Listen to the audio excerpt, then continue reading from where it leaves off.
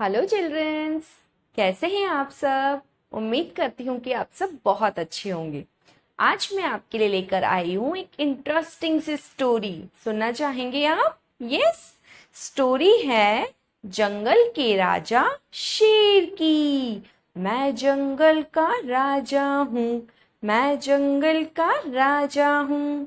और नन्हे मुन्ने से खरगोश की। ओके, अब तो आप समझ ही गए होंगे कि मैं कौन सी स्टोरी की बात कर रही हूँ। Okay, so without wasting a time let's start the story.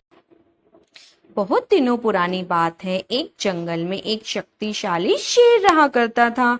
वह रोज शिकार पर निकलता और जंगल के सभी जानवरों का शिकार करके अपनी भूख शांत करता था। शिकार करने से जंगल के सभी जानवरों की संख्या दिन प्रतिदिन कम होने लगी थी। डरे हुए जानवरों ने समस्या से निपटने के लिए एक सभा बुलाई। सभा में निर्णय लिया गया कि शेर से मिलकर इस विषय पर बात करनी चाहिए।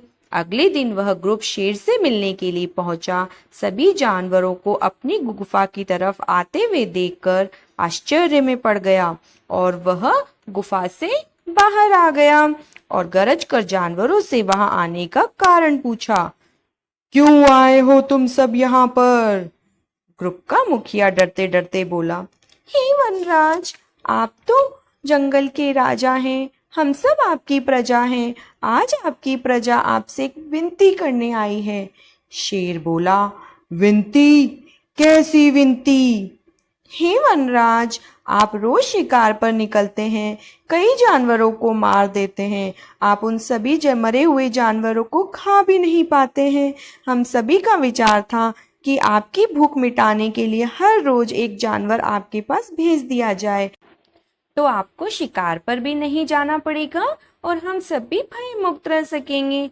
शेर को बिना मेहनत यह शिकार प्राप्त हो रहा था, इसलिए उसने यह विनती स्वीकार कर ली, लेकिन साथ में एक चेतावनी भी दी। जिस दिन मेरे पास जानवर नहीं पहुंचेगा, उस दिन मैं तुम सबको मार डालूंगा, समझे? उसके बाद रोजाना एक जानवर को शेर के पास भेज दिया जाता और अब शेर जो है अपनी गुफा में आराम से रहता। इसके कारण जंगल के सभी जानवर भी आराम से रहने लगे। एक दिन शेर का भोजन बनने के लिए एक खरगोश की बारी आई। खरगोश शेर की गुफा की तरफ तो चल पड़ा, किंतु मृत्यु निकट होने के कारण वह बहुत डरा हुआ था।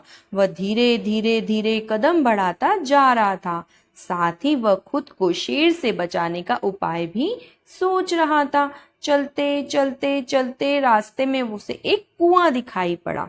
जब उसने कुएं में देखा तो उसे अपनी परछाई दिखाई दी।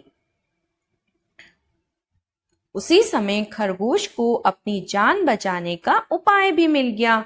अब खरगोश काफी खुश हो गया। उधर शेर भोजन में देरी की वजह से गुस्से से लाल पीला हो रहा था।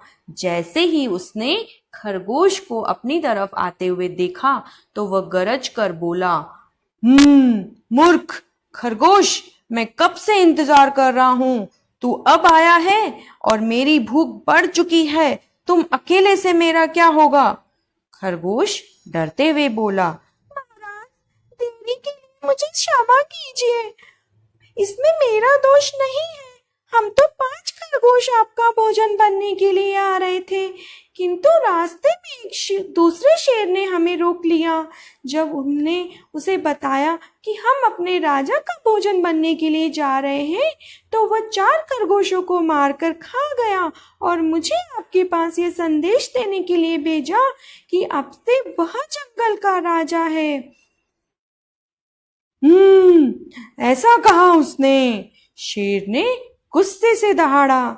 जी वनराज, उसने ऐसा भी कहा कि वह आपको मारकर इस जंगल पे राज करेगा। ये सुनते ही शेर दहाड़ा और कहा, मुझे अभी उसके पास लेकर चल, मैं उसे बताता हूँ कि इस जंगल का राजा कौन है। खरगोश तुरंत ही शेर को लेकर के कुएं के पास आ गया। खरगोश कुएं को दिखाते हुए शेर से बोला, वनराज, यह उसी शेर की गुफा है जहां पर वह दूसरा शेर रहता है। शेर ने कुएं में देखा तो उसे अपनी परछाई नजर आई। परछाई को देखकर उसे लगा कि कोई दूसरा शेर है। वह जोर से दहाड़ने लगा। अपनी दहाड़ को सुनकर और परछाई को देखकर उसे लगा कि कोई दूसरा शेर उसे ललकार रहा है। उस दहाड़ का उत्तर देते हुए उसने कुएं में छलांग लगा दी। छलांग लगाते ही वह पानी में डूबकर मर गया।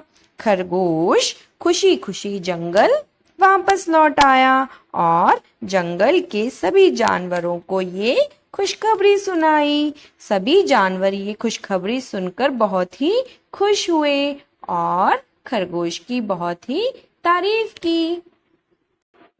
अब सभी जानवर जंगल में आराम से रहने लगे। बच्चों, क्या सीखा आज हमने स्टोरी से?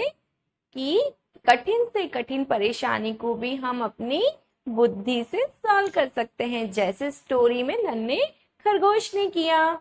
उम्मीद करती हूँ कि आपको आज की स्टोरी पसंद आई होगी। मिलते हैं नेक्स्ट वीडियो में। तब तक के लिए बाय बाय, टेक केयर।